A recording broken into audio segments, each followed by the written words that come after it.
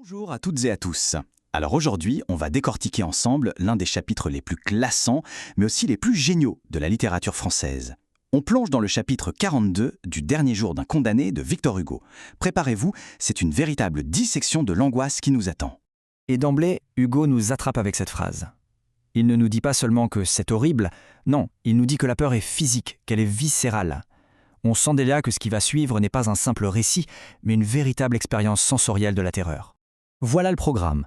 On va d'abord revivre le cauchemar pas à pas avec le narrateur, ensuite on analysera comment Hugo, tel un artisan, fabrique cette peur avec les mots, puis on s'intéressera à ses outils de style, avant de décoder le message qui se cache derrière toute cette horreur. Et bien sûr, on terminera par une discussion. Allez, première étape, la descente aux enfers. Essayons vraiment de nous mettre à la place de ce condamné. C'est sa dernière nuit, son dernier sommeil. Et au lieu du repos, il plonge dans un cauchemar qui a l'air finalement bien plus réel que sa propre cellule. Et tout commence par le son. Remarquez la subtilité. Ce n'est pas une explosion, ce n'est pas un cri. Non. C'est un bruit faible, étrange, indéterminé. Hugo est un maître absolu pour faire monter la tension. La menace, on ne la voit pas. On l'entend à peine, et c'est ça qui la rend encore plus terrifiante. C'est l'inconnu qui s'insinue petit à petit. Et le narrateur, lui, ne reste pas passif. Avec ses amis, il se lance dans une exploration. Chaque pièce est une étape de plus vers l'horreur. Et regardez cette progression, elle n'est pas anodine. Du cabinet de travail, on passe à la chambre où dort sa famille, puis aux espaces de vie. La menace se rapproche de plus en plus du cœur, de l'intime. Chaque porte qu'on ouvre fait monter notre angoisse d'un cran. Et c'est là que l'horreur prend forme. Pas sous les traits d'un monstre effrayant, non. Une petite vieille. Ce qui est absolument terrifiant ici, c'est son anormalité. Elle est immobile, comme collée. Elle est là où elle ne devrait pas être. Et surtout, elle ne réagit pas comme un être humain normal. C'est cette immobilité contre nature qui est au cœur de l'effroi. Et ça continue, l'horreur monte encore. Quand on la touche, elle ne tombe pas comme une personne, elle tombe tout d'une pièce. Et écoutez bien cette comparaison, comme un morceau de bois. C'est d'une violence, Hugo la déshumanise complètement. Ce n'est plus une personne, c'est un objet, une chose morte. La peur se mélange à la révulsion face à ce qui ressemble à un cadavre qui tenait debout. Et voilà le point culminant, le climax du cauchemar. Après l'immobilité, l'agression la plus soudaine, la vieille souffle la bougie. Noir total. Et dans ce noir, l'attaque. C'est une morsure, c'est animal, c'est primaire. 3 dents. Ce détail, précis, sauvage, c'est ce qui fait tout basculer et réveille brutalement notre narrateur. Il est arraché à ce cauchemar pour être amené à sa terrible réalité. Bon, on a vécu la scène, c'était intense, hein? Maintenant, la grande question c'est comment? Comment est-ce que Victor Hugo réussit ce tour de force? Comment nous fait-il ressentir la peur à ce point? Eh bien, tout est dans le langage. C'est un véritable orfèvre de l'angoisse. En fait, c'est simple, Hugo attaque tous nos sens. Pour lui, on a ce bruit faible, ce sourdement. Pour la vue, il joue avec les ténèbres et nous montre cet œil terne, affreux. Et surtout, il nous fait ressentir la peur physiquement. Le froid qui glaçait, le corps frissonnant, la sueur froide. On ne se contente pas de lire la peur, on la ressent dans notre propre corps. Et si on zoome sur quelques mots, c'est encore plus clair. Sourdement, ça veut dire que le bruit est étouffé, secret, comme si un complot se tramait dans l'ombre. Hideux, attention, ce n'est pas juste laid. C'est une laideur qui provoque le dégoût, un rejet instinctif. Et terne, pour l'œil, c'est l'absence totale de vie. Chaque mot est choisi avec une précision chirurgicale pour construire ce mur de la terreur. Au-delà du vocabulaire, Hugo sort sa boîte à outils de styliste. Et dans ce chapitre, les figures de style ne sont pas là pour faire joli.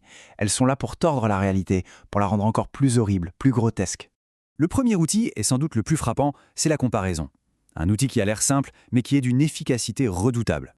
La voici, dans toute sa brutalité. Le « comme » est répété, martelé, comme un morceau de bois, comme une chose morte. Cette répétition enfonce le clou. Elle grave l'idée dans notre esprit. L'effet est absolument dévastateur. Cette comparaison retire toute humanité à la vieille. Elle n'est plus une personne, c'est un objet. Et donc sa chute est encore plus choquante. Ce n'est pas quelqu'un qui tombe, c'est une chose qui se brise. L'horreur naît de cette perte totale d'humanité. Passons à un autre outil clé de son arsenal. L'hyperbole. C'est l'art d'exagérer pour créer un effet maximal. On l'a vu dès le début, elle donne le ton. C'est une image un peu cliché bien sûr, mais elle fonctionne à merveille. Évidemment que ses cheveux ne se dressent pas littéralement, mais l'image est si puissante qu'elle nous communique immédiatement l'intensité de sa terreur. Et c'est ça qui est génial. L'hyperbole ici, elle ne fait pas que décrire, elle transmet. Elle transforme une émotion intérieure, la peur, en une réaction physique, extérieure. Hugo ne nous dit pas seulement « j'ai eu peur », il nous fait ressentir la décharge électrique qui parcourt son corps. La peur devient palpable, tangible. Alors on a vu l'horreur, on a vu la technique. Mais la question cruciale, c'est pourquoi? Pourquoi écrire une scène aussi atroce? Juste pour le plaisir de faire peur? Bien sûr que non. On est chez Hugo. Derrière le cauchemar, il y a toujours un message. Et voilà la clé de lecture. Ce rêve, c'est une allégorie. Une métaphore géante de la peine de mort elle-même. La violence absurde du rêve reflète la violence absurde du système judiciaire. Et cette vieille femme, mécanique, sans âme, qui est-elle, sinon l'image d'une justice aveugle, d'une mort implacable? Le cauchemar est en fait le miroir déformant de la réalité du condamné. Et puis, le réveil. La transition est d'une brutalité incroyable. On passe de l'horreur pure du rêve à la réalité la plus touchante qui soit. Son enfant est là. Ce contraste est absolument fondamental. Il nous allâche au monde des monstres pour nous ramener à ce qui fait de cet homme un être humain, son amour de père. On arrive donc à la conclusion. Qu'est-ce qu'il faut retenir de ce chapitre absolument magistral? Eh bien que chez Hugo, l'horreur est toujours au service d'une argumentation. Voilà, c'est le point essentiel. Hugo ne cherche pas à nous faire frissonner pour le plaisir. En nous plongeant dans une angoisse pareille, en nous faisant ressentir la déshumanisation, il nous force à nous interroger sur la violence de la peine capitale. Ce cauchemar, c'est une arme rhétorique qu'il utilise pour toucher notre cœur, notre conscience, là où un simple discours juridique n'irait pas. Et pour finir, je vous lance quelques pistes de réflexion. On pourrait discuter de cette vieille femme. Est-ce une allégorie de la justice, de la mort, les deux? On pourrait aussi approfondir l'idée du contraste entre le rêve et la réalité. Et enfin, une question plus personnelle, au-delà de la peur, qu'avez-vous ressenti d'autre? De la pitié?